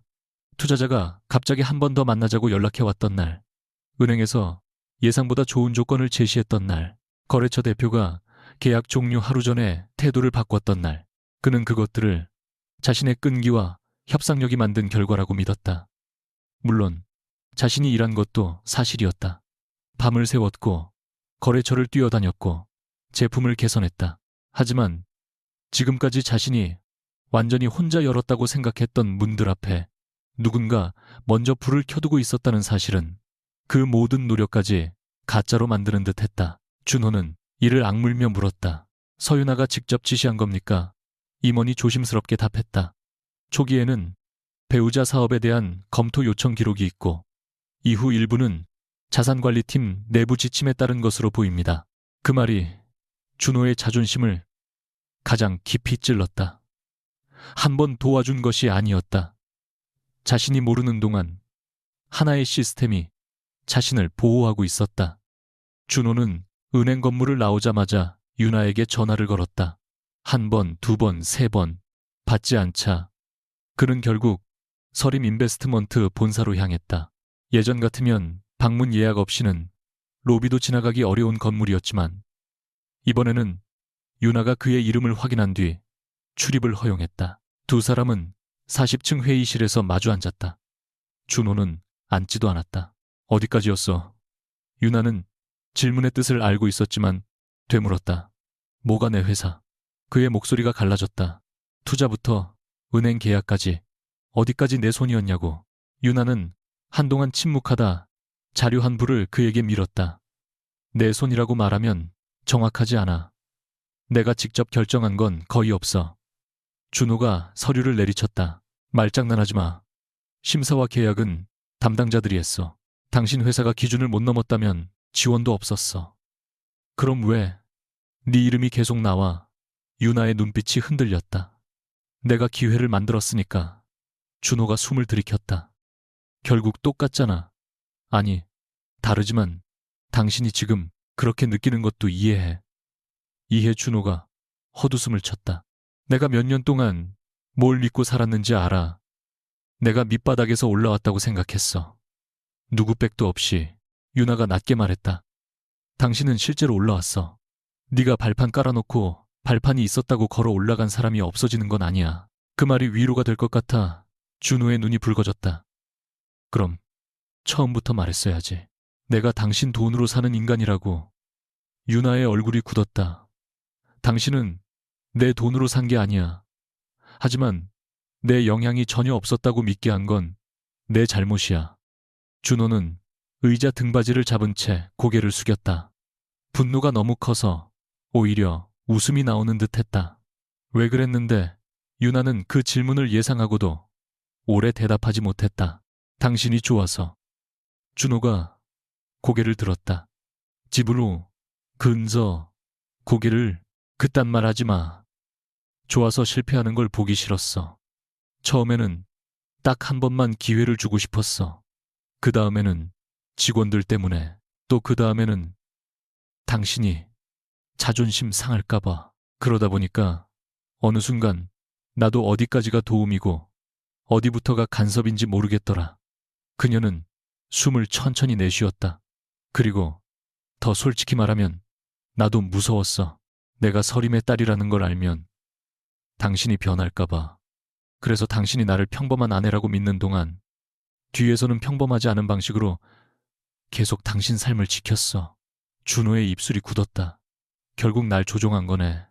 그래, 뜻밖의 대답에 준호가 멈칫했다. 유나는 피하지 않았다. 그렇게 느낀다면 부정하지 않을게. 좋은 의도였다고 해서 잘못이 사라지는 건 아니니까. 회의실 안이 조용해졌다. 그녀는 처음으로 자신을 변호하지 않았다. 나는 당신이 날 있는 그대로 사랑해주길 원한다고 말하면서 정작 당신한테 내 모습을 보여주지 않았어. 그리고 당신이 넘어질 때마다 몰래 잡아줬어. 그게 사랑이라고 믿었는데 지금 생각하면 당신이 현실을 볼 기회까지 빼앗은 부분이 있어. 준호의 눈빛이 흔들렸다. 유나는 이어 말했다.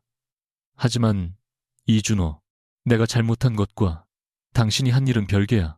내가 신분을 숨겼다고 해서 당신 외도가 정당해지는 것도 아니고 차세린이 나를 때린 게 없어지는 것도 아니야.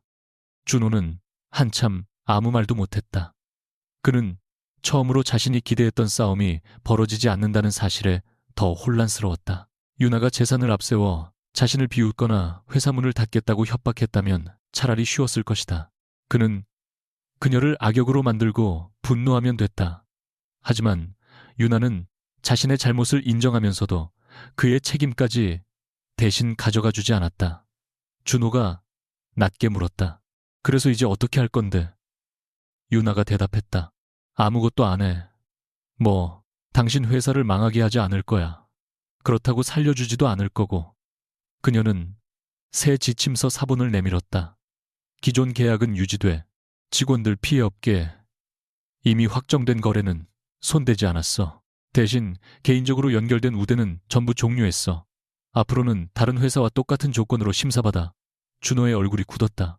그게 사실상 죽으라는 거잖아. 유나의 시선이 차갑게 변했다.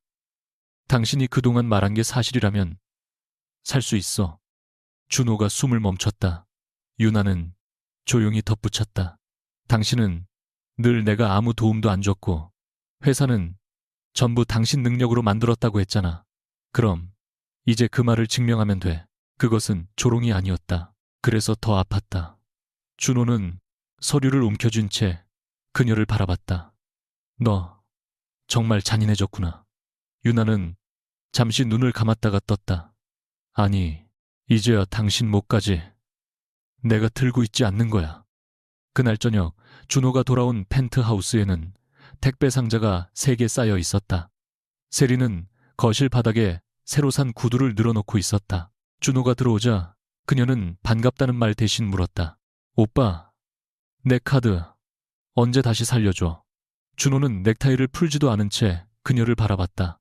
안 살아나. 왜 그 카드 내 거 아니야? 세린이 눈을 깜빡였다. 무슨 말이야? 준호는 힘없이 웃었다. 유나 계정에서 나온 카드였어. 세린의 얼굴이 순식간에 일그러졌다. 그럼 다른 카드 만들면 되잖아. 회사도 지금 재정리 중이야. 당분간 개인 지출 줄여야 해. 얼마나 몇 달. 세린은 잠깐 침묵하다가 냉정하게 말했다. 나 다음 주 행사 드레스 예약했어. 취소하면 위약금 나와. 준호가 피곤한 얼굴로 소파에 앉았다. 지금 회사가 흔들릴 수도 있다는데 드레스 얘기가 나와 세린의 표정도 날카로워졌다. 그래서 내가 뭘 어떻게 해. 회사는 오빠 회사잖아. 우리라고 했잖아. 그건 말이 그렇다는 거지. 너무 자연스럽게 나온 말이었다. 준호의 눈빛이 멈췄다. 세린도 뒤늦게 입을 다물었다. 그는 천천히 물었다. 내가 차도 없고 카드도 없고 대표도 아니면 너 나랑 있을 거야. 나 지금까지 오빠 때문에 얼마나 욕먹었는데 나도 얻은 게 있어야지. 준호는 그 말을 듣는 순간 이상하게도 유나와 처음 살던 반지하 원룸이 떠올랐다. 돈이 없어 편의점 삼각김밥으로 저녁을 때우면서도 유나는 한 번도 더 좋은 것을 요구하지 않았다. 그런데 그는 그 모습을 사랑으로 받아들이는 대신 나중에는 초라함으로 해석했다. 준호가 처음으로 세린의 손목에 걸린 시계를 바라봤다. 그건 역시 자신의 카드로 산 것이었다. 아니, 이제는 자신의 카드조차 아니었다. 다음 날 새벽 세린은 혼자 거실에서 전화를 걸었다. 상대는 며칠 전 만났던 홍보 대행사 대표였다. 그 영상 더 세게 밀 수 있어요. 상대가 한숨을 쉬었다. 지금은 어렵습니다. 원본 공개될 가능성이 높아요. 그럼 다른 걸 찾아요. 서윤아가 남편 회사 뒤에서 지원했다는 거. 그거 재벌가 사익 편취 같은 걸로 만들 수 없어요. 근거 없이 그렇게 가면 위험합니다. 근거 있잖아요. 실제로 지원했다며. 세리는 점점 다급해졌다. 그녀가 원하는 것은 진실이 아니라 자신의 위치를 되돌려 놓을 이야기였다. 준호가 흔들리면 자신도 흔들렸다. 서윤아가 단순한 부잣집 딸이라면 질투로 버틸 수 있었다. 하지만 자신이 자랑하던 카드와 자동차, 심지어 준호의 성공 일부까지 유나의 세계에서 나왔다는 사실은 참을 수 없었다. 대행사 대표가 낮게 말했다. 차세린 씨, 여기서 멈추는 게 좋습니다. CCTV 원본 공개되면 폭행한 쪽은 당신이에요. 세리는 이를 악물었다. 그 여자가 나를 일부러 그렇게 만든 거예요. 영상 보면 먼저 손 뗀 건 차세린 씨입니다. 다들 왜 나만 잘못했다고 해. 그녀의 목소리가 높아졌다. 난 그냥 다시는 무시당하기 싫었을 뿐이야. 전화 너머 침묵이 길어졌다. 하지만 세리는 몰랐다. 그 순간 자신이 가장 두려워했던 과거의 모습, 남에게 인정받기 위해 무엇이든 붙잡던 어린아이로 다시 돌아가고 있다는 것을. 며칠 후 진성모빌리티 이사회에서는 구조조정안이 올라왔다. 일반 금융 조건을 적용하면 기존 확장 계획을 그대로 유지할 수 없었다. 재무이사는 생산 라인 하나를 정리하고 무리하게 추진하던 신규 사업을 중단해야 한다고 설명했다. 준호는 처음에는 반대했다. 지금 줄이면 시장에서 끝났다고 봅니다. 하지만 이번에는 임원들이 물러서지 않았다. 대표님, 지금 필요한 건 체면이 아니라 현금 흐름입니다. 예전 같으면 준호는 어떻게든 외부 자금을 끌어왔을 것이다. 누군가에게 전화하고 거래처를 압박하고 자신감으로 밀어붙였을 것이다. 그런데 이제 그는 알았다. 그 자신감 뒤에 늘 보이지 않는 안전망이 있었다는 것을. 준호는 한참 서류를 바라보다 처음으로 말했다. 신규 사업 중단하세요. 회의실이 조용해졌다. 생산 라인은 매각하지 말고 임대 전환부터 알아보고, 그리고 외부 재무 책임자 영입합시다. 그것은 화려한 역전도 아니고 위대한 결단도 아니었다. 오히려 인정에 가까웠다. 자신이 혼자 모든 것을 할 수 없다는 인정. 회의가 끝난 뒤 준호는 혼자 남아 유나에게 문자를 썼다. 네가 이걸 바랐어. 몇 초 후 지웠다. 다시 썼다. 내가 정말 아무것도 아니었던 건 아니지. 그것도 보내지 못했다. 결국 화면에는 짧은 문장 하나만 남았다. 처음 투자받았던 날 네가 연결한 거 맞지? 한참 뒤 유나에게 답이 왔다. 응? 하지만 투자 결정은 그 사람들이 했고 그 뒤 회사를 키운 건 당신이야. 준호는 그 문장을 오래 바라봤다. 유나는 마지막까지 그의 공까지 빼앗지 않았다. 바로 그 사실이 오히려 자신이 그녀에게 얼마나 잔인했는지를 더 선명하게 만들었다. 같은 날 오후 유나는 청담 플래그십 전시장에 다시 갔다. 인수 후 직원 면담과 운영 계획을 확인하기 위해서였다. 몇 주 전 자신이 뺨을 맞았던 자리는 그대로였지만 분위기는 완전히 달라져 있었다. 박정우가 따라오며 물었다. 대표님, 진성 모빌리티 공급 계약은 어떻게 처리할까요? 유나는 서류를 살펴본 뒤 말했다. 수정 제안서 기준이면 품질과 가격 모두 조건 안에 들어와요. 계약하세요. 박정우가 놀라 그녀를 바라봤다. 괜찮으시겠습니까? 유나가 고개를 들었다. 회사 대표가 내 전남편이라는 이유로 좋은 제안을 떨어뜨리는 것도 사적인 개입이에요. 조금 떨어진 곳에서 태준이 그 말을 듣고 있었다. 그가 다가오자 유나는 먼저 말했다. 또 너무 봐준다고 할 거예요. 태준은 잠시 계약서를 보고 고개를 저었다. 이번엔 아닙니다. 웬일이에요? 이번 결정에는 이준호 씨를 구하고 싶은 마음보다 당신 기준이 먼저 보이니까요. 유나는 희미하게 웃었다. 칭찬으로 들으면 돼요. 마음대로. 태준은 잠시 망설이다 덧붙였다. 그리고 전에 했던 말은 사과하겠습니다. 유나가 눈썹을 올렸다. 어떤 말? 당신이 계속 자신을 없앤다고 말한 것. 틀린 말 아니었잖아요. 틀린 게 아니라 방식이 문제였습니다. 그의 목소리가 낮아졌다. 나는 누군가를 구한다는 이유로 그 사람 대신 결정하는 걸 싫어한다고 하면서 정작 당신에게도 내가 정답을 정해주려고 했습니다. 유나는 예상하지 못한 고백에 잠시 말이 없었다. 태준이 이어 말했다. 당신이 강해지는 방법까지 내가 정할 권리는 없었습니다. 전시장 한쪽에는 며칠 전 박정우가 전달했던 황금 열쇠가 투명한 상자 안에 보관돼 있었다. 유나는 그것을 바라보다 태준에게 물었다. 당신은 내가 다시 서림 이름을 숨기면 답답하겠죠.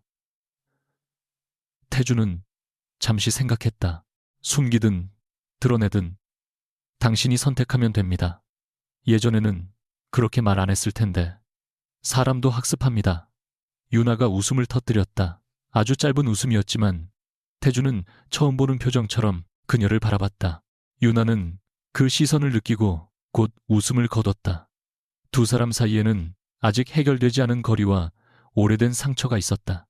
그러나 처음으로 그 거리가 불편하지만은 않았다. 태준은 더 이상 그녀를 끌어내려 하지 않았고 유나도 그를 자신을 평가하는 사람으로만 보지 않았다. 그날 저녁 전시장을 나서기 전 유나는 황금 열쇠를 손에 들었다. 처음 받았을 때는 권력의 상징처럼 느껴졌다. 이제는 조금 달랐다. 열쇠는 문을 잠그는 데도 쓰이지만 여는 데도 쓰였다.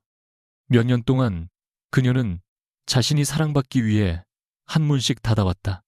가족 경력, 재산 능력, 그리고 마지막에는 자기 목소리까지. 유나는 열쇠를 다시 상자 안에 놓으며 조용히 말했다. 이제 안 숨을 거예요. 태준이 물었다. 서림 대표라는 걸. 유나는 고개를 저었다. 아니, 그녀의 눈빛이 흔들리지 않았다. 내가 어떤 사람인지 전부. 그날 밤 준호는 빈 펜트하우스로 돌아왔다. 세린의 옷과 가방 몇 개가 사라져 있었다. 식탁 위에는 짧은 메모만 남아 있었다. 당분간 서로 생각할 시간이 필요하다는 말이었다. 준호는 놀라지도 않았다. 그는 창가에 서서 서울의 불빛을 내려다봤다. 예전에는 이 풍경이 자신이 성공했다는 증거 같았다. 지금은 무엇이 자신의 것이고 무엇이 빌린 것이었는지 구분하기 어려웠다. 하지만 한 가지는 분명했다. 그는 아무것도 아닌 사람이 아니었다. 회사도 성과도 자신이 흘린 시간도 가짜가 아니었다. 다만 완전히 혼자였다는 믿음이 거짓이었다. 그리고 그 거짓을 너무 사랑한 나머지 곁에서 자신을 바치고 있던 사람을 초라하다고 무시했다. 준호는 휴대전화를 들어 유나의 번호를 오래 바라봤다. 이번에는 전화하지 않았다. 대신 처음으로 사과문을 쓰기 시작했다. 변명도 그녀의 거짓을 탓하는 문장도 없이 몇 줄을 쓴 뒤 그는 멈췄다. 아직 보내기에는 자신이 너무 많은 것을 이해하지 못했다. 화면을 끄며 준호는 아주 낮게 중얼거렸다. 누가 누구를 먹여 살렸던 게 아니었네. 그 말 뒤에 긴 침묵이 이어졌다. 우린 그냥 서로한테 진실하지 않았던 거였어. 그러나 그중 먼저 등을 돌린 사람이 누구였는지, 먼저 상대를 함부로 대한 사람이 누구였는지는 이제 부정할 수 없었다. 3달 뒤 청담 플래그십 전시장의 가장 큰 변화는 값비싼 차가 더 많아진 것이 아니었다. 서윤아는 인수 직후 예정되어 있던 대규모 인력 감축안을 폐기하고 실적이 낮은 지점을 무조건 닫는 대신 정비와 중고차 인증법인 고객 관리 기능을 나누어 재배치했다. 이전 경영진이 숫자를 맞추기 위해 정리하려던 직원들 가운데 상당수가 그대로 남았다.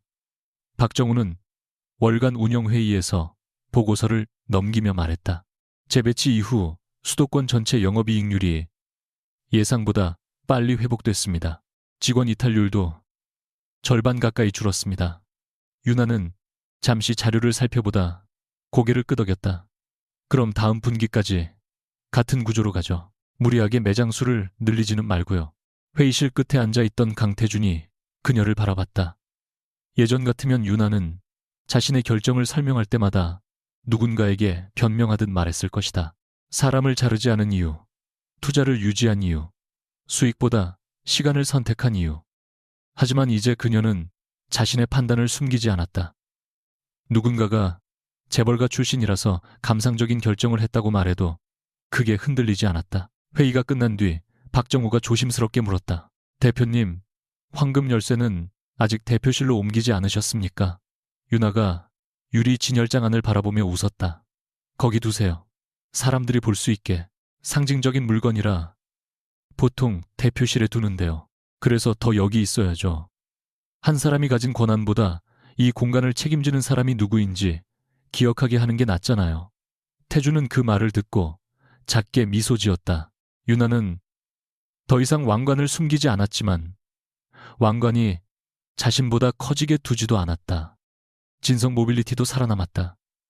다만 이준호가 꿈꾸던 모습과는 많이 달랐다. 신규 해외 사업은 철회됐고 서울 외곽에 무리하게 계약했던 제2생산시설은 다른 업체에 장기 임대됐다. 준호는 개인 명의의 스포츠카 2대와 펜트하우스를 처분해 회사에 빌려준 대표자 자금을 회수하지 않기로 했다. 가장 큰 변화는 외부 재무 책임자와 생산 총괄을 새로 영입한 일이었다.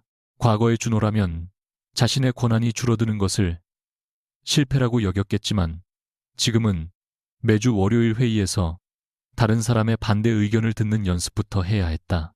첫 달에는 3번이나 회의 도중 목소리를 높였고 두 번째 달에는 원가 계산을 둘러싸고 새 재무 책임자와 1시간 넘게 싸웠다. 그러나 세 번째 달 어느 날 그는 처음으로 자신이 틀렸다는 말을 했다. 직원들은 그 짧은 문장을 듣고 서로 눈을 마주쳤다. 그날 저녁 준호는 혼자 남은 대표실에서 창밖을 바라보다 오래된 사진 하나를 꺼냈다. 회사 창립 첫날 낡은 사무실 바닥에 유나와 나란히 앉아 컵라면을 먹던 사진이었다. 유나는 낡은 후드티 차림으로 웃고 있었고 준호는 종이에 직접 그린 회사 로고를 들고 있었다. 그는 그때의 자신이 가난해서 부끄러웠던 것이 아니었다. 아무것도 없으면서도 가능성이 있다고 믿었던 자신을 좋아했다. 그런데 성공한 뒤부터는 가능성이 아니라 소유한 것들로 자신을 증명하려 했다. 그리고 그런 자신을 가장 오래 지켜본 여자를 자신이 떠나온 가난과 닮았다는 이유로 내려다봤다. 준호는 사진을 다시 서랍 안에 넣었다. 이제야 자신이 잃은 것이 돈보다 훨씬 오래된 것임을 인정할 수 있었다. 차세린에게는 훨씬 빠르게 결과가 돌아왔다. 쇼룸 CCTV 원본은 서림 측이 먼저 공개한 것이 아니었다. 온라인에서 허위 제보가 반복되고 유나가 폭력을 행사했다는 주장까지 확산되자 당시 현장에 있던 한 고객이 자신이 촬영한 전체 영상을 사실 확인 차원에서 제공했다. 영상에는 세린이 먼저 유나를 조롱하고 카드 승인이 거절된 뒤 손을 올리는 과정이 그대로 담겨 있었다. 서림은 별도의 공격적인 입장문을 내지 않았다. 법무팀은 단 한 문장만 발표했다. 편집된 영상과 허위 사실, 유포에 필요한 절차를 검토 중이라는 내용이었다. 며칠 뒤 세린과 광고 계약을 맺었던 브랜드들이 하나씩 계약을 중단했다. 폭행 그 자체보다 더 큰 문제는 이후 대행사를 통해 사실을 왜곡하고 제3자 명의 카드 사용을 자신의 재력인 것처럼 홍보한 정황이었다. 세린은 한동안 준호에게 전화를 걸었다. 오빠가 한마디만 해주면 돼. 내가 그날 너무 흥분했다고. 우리 둘이 진지한 사이였다고. 그러나 준호는 처음으로 그녀의 문제를 대신 해결하지 않았다. 내가 말한다고 네가 한 일이 없어지는 건 아니야. 세린은 전화기 너머에서 울음을 터뜨렸다. 그럼 나 혼자 다 책임지라는 거야. 준호는 한참 침묵하다 답했다. 응, 나도 이제 내 거 책임지고 있어. 통화는 거기서 끝났다. 세린은 한동안 자신을 버렸다고 분노했지만 결국 법률 대리인을 통해 공개 사과를 냈고 일부 광고 위약금을 정리하기 위해 갖고 있던 명품과 차량을 처분했다. 그녀를 끌어내린 사람은 유나가 아니었다. 평생 절대 다시 돌아가지 않겠다고 발버둥 쳤던 자리에서 도망치기 위해 자신이 선택했던 방식들이 결국 그녀를 그 자리로 다시 데려왔을 뿐이었다.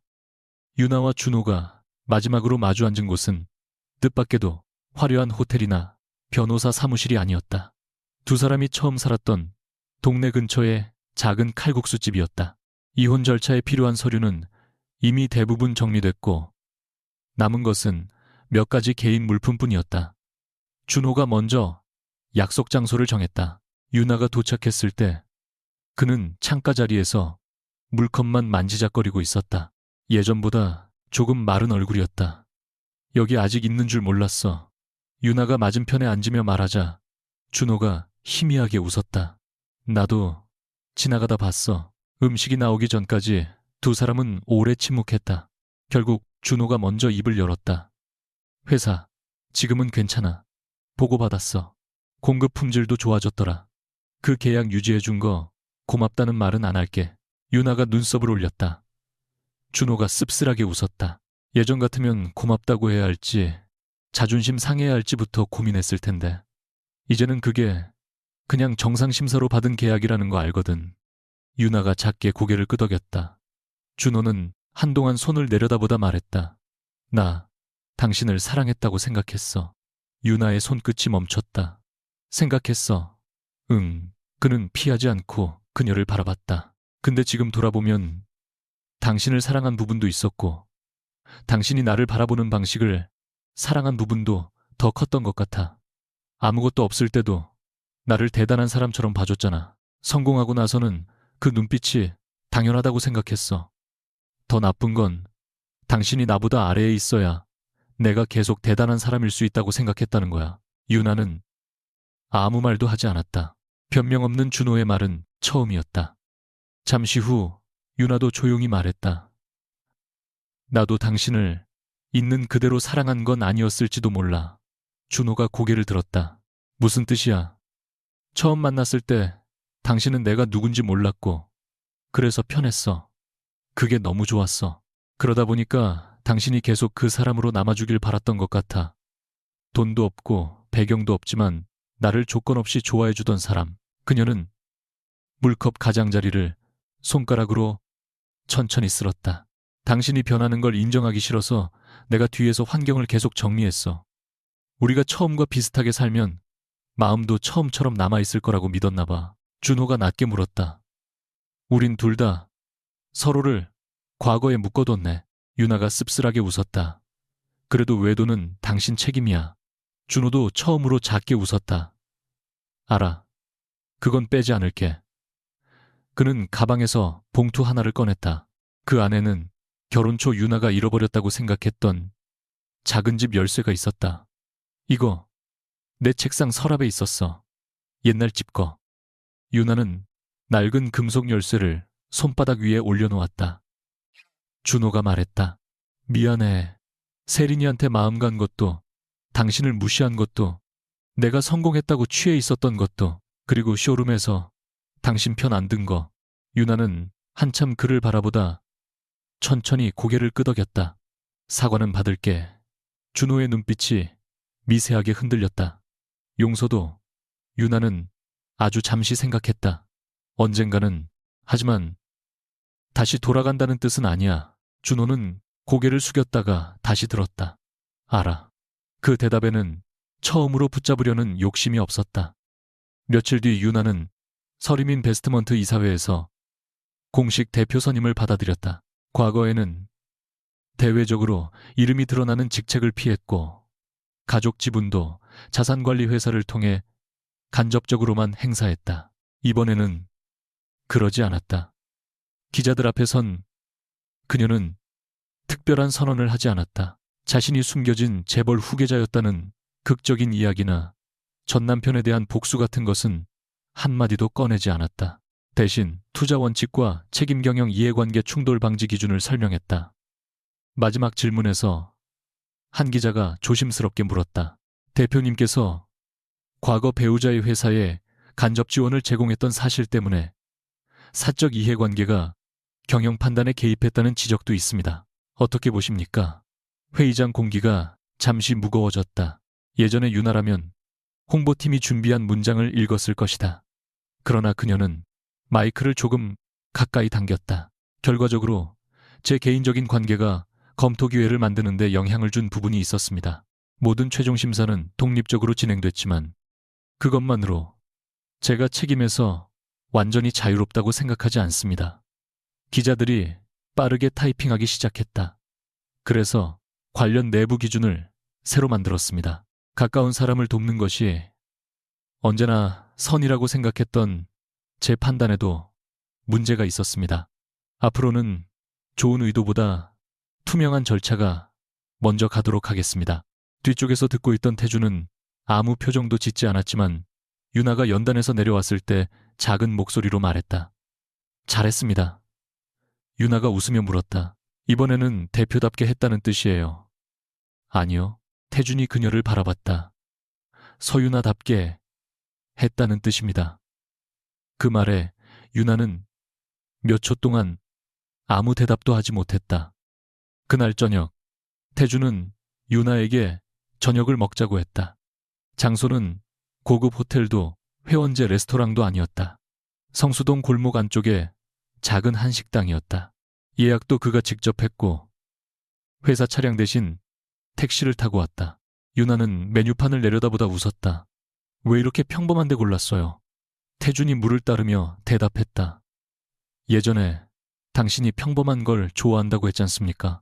그 말, 이제 별로 안 좋아해요. 알고 있습니다. 태준은 아무렇지 않게 말했다. 그래서 일부러 고른 게 아닙니다. 여기 음식이 괜찮아서 골랐어요. 유나는 그 말이 마음에 들었다. 그녀는 누군가가 자신의 과거 상처를 치료해주기 위해 특별한 행동을 하는 것보다 그냥 자신의 취향과 판단으로 함께 있는 것이 더 편하다는 사실을 이제 알았다. 식사가 절반쯤 지났을 때 태준이 젓가락을 내려놓았다. 한 가지 물어봐도 됩니까? 말해요. 이제 누굴 만날 때도 신분 숨길 겁니까? 유나가 웃었다. 면접이에요. 예방 질문입니다. 그녀는 잠시 생각하다 고개를 저었다. 안 숨겨요. 대신 상대가 서림만 보고 다가오면 그냥 안 만나겠죠. 태준이 짧게 고개를 끄덕였다. 유나가 장난스럽게 물었다. 그럼 강태준 씨는 뭘 보고 다가오는데요? 처음으로 그의 표정이 조금 난처해졌다. 아주 곤란한 질문이네요. 답해봐요. 태준은 잠시 그녀를 바라보다 말했다. 처음에는 당신이 왜 자기 능력을 계속 숨기는지 이해가 안 돼서 신경 쓰였습니다. 그 다음에는 화가 났고 로맨틱하네요. 아직 안 끝났습니다. 유나가 웃음을 참자 그가 이어 말했다. 지금은 그냥 궁금합니다. 아무것도 숨기지 않는 서유나가 어떤 사람인지. 이번에는 유나가 말을 잃었다. 태준은 그녀의 대답을 재촉하지 않았다. 그 점이 유나에게 가장 크게 와 닿았다. 준호와 결혼했을 때 그녀는 사랑을 지키기 위해 자신이 바뀌어야 한다고 생각했다. 태준과 가까워지는 과정에서도 한동안은 그가 원하는 강한 사람이 되어야 한다고 생각했다. 그러나 지금 맞은편의 남자는 그녀에게 왕관을 써라, 벗어라, 강해져라, 약해지지 마라 같은 말을 하지 않았다. 그저 자신이 궁금하다고 했다. 유나는 잠시 창밖을 바라봤다. 성수동 골목의 불빛 사이로 사람들이 평범하게 걸어가고 있었다. 예전이라면 저 평범함 속으로 숨고 싶었을 것이다. 지금은 아니었다. 자신은 저 사람들과 다른 점도 있고 같은 점도 있었다. 서림의 후계자이기도 하고 실패한 결혼을 지나온 여자이기도 하고 누군가를 잘못된 방식으로 사랑했던 사람이기도 했다. 어느 것도 지울 필요가 없었다. 유나가 다시 태준을 보며 말했다. 좋아요. 태준이 눈썹을 올렸다. 뭐가요? 궁금해해도 된다고요. 그의 표정이 아주 조금 풀렸다. 유나가 덧붙였다. 다만 조건 있어요. 내가 알아서 할 일까지 대신 결정하지 말 것. 받겠습니다. 그리고 잔소리 줄일 것. 태준이 잠시 고민하는 척했다. 그건 협상 대상입니다. 유나가 웃음을 터뜨렸다. 이번에는 웃음을 감추지 않았다. 몇 주 뒤 유나의 새 대표실 벽 한쪽에는 두 개의 열쇠가 나란히 놓였다. 하나는 청담 플래그십 인수 날받은 황금 열쇠였다. 다른 하나는 준호가 돌려준 낡고 작은 신혼집 열쇠였다. 비서는 처음 그 배치를 보고 의아해했다. 대표님, 오래된 열쇠도 전시하실 건가요? 유나는 잠시 두 열쇠를 바라봤다. 네, 둘 다 제 거니까요. 황금 열쇠는 자신이 태어난 세계를 상징했다. 돈과 권력 책임, 수많은 사람의 생계를 움직일 수 있는 결정권. 낡은 열쇠는 자신이 한때 모든 것을 숨긴 채 살았던 시간의 흔적이었다. 가난한 척했던 시간이 부끄러운 것도 아니었고 재벌가의 딸로 태어난 것이 죄도 아니었다. 잘못은 어느 한쪽을 지워야만 사랑받을 수 있다고 믿었던 것이었다. 유나는 창문 너머 서울을 내려다봤다. 휴대전화가 울렸다. 태준에게서 온 메시지였다. 오늘 7시. 이번에는 대표님이 장소 정하십시오. 유나는 웃으며 답장을 썼다. 청담동에서 제일 비싼 곳으로 갈까요? 몇 초 후 답이 왔다. 당신이 가고 싶으면.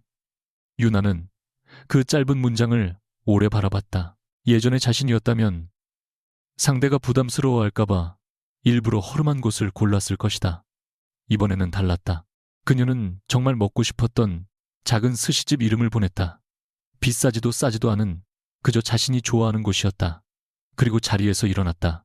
왕관은 더 이상 숨겨야 할 비밀도 남에게 보여주기 위한 무기도 아니었다. 그것은 그저 그녀의 일부였다. 서유나는 마침내 자신을 작게 만들지 않고도 누군가를 사랑할 수 있다는 것을 배워가고 있었다.